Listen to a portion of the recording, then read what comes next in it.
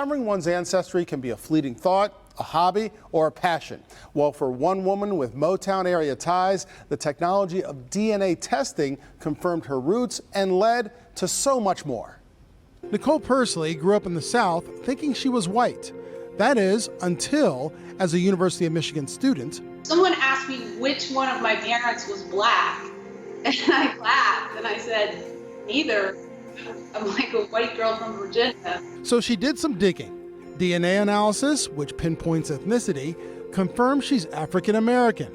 Also, she discovered her paternal grandfather, Dr. Alonzo Bond Pursley, was black and a graduate of the University of Michigan Medical School in 1915.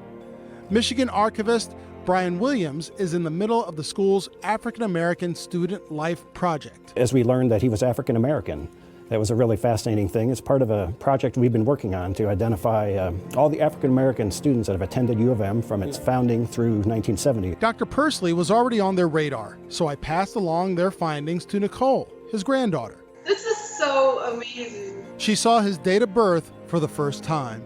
October 15th, 1890, Macon, Georgia. His handwriting for the first time. His handwriting looks like a doctor's handwriting. His love of a well-known Michigan sport. He wrote in requesting, I am interested in receiving your football announcements and ticket information. So he was into football. Yeah, go blue. And his graduation picture from medical school. Oh my gosh, I've never seen this photo. Oh my gosh.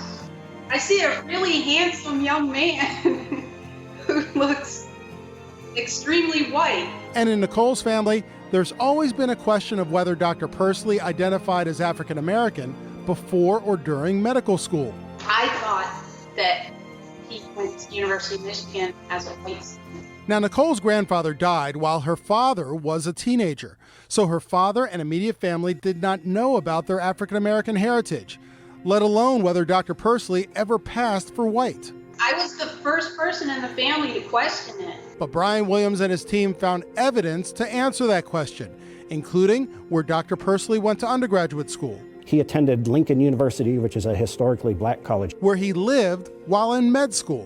Where he lived, and it's kind of a traditional African American area, the old Fourth Ward. And being featured in the NAACP's Crisis Magazine. Magazine of the NAACP, the Crisis Magazine, founded by W.E.B. Du Bois, would do an annual educational issue, and they'd highlight black graduates. I'm really getting emotional right now. I seriously think I feel like I'm crying a little bit.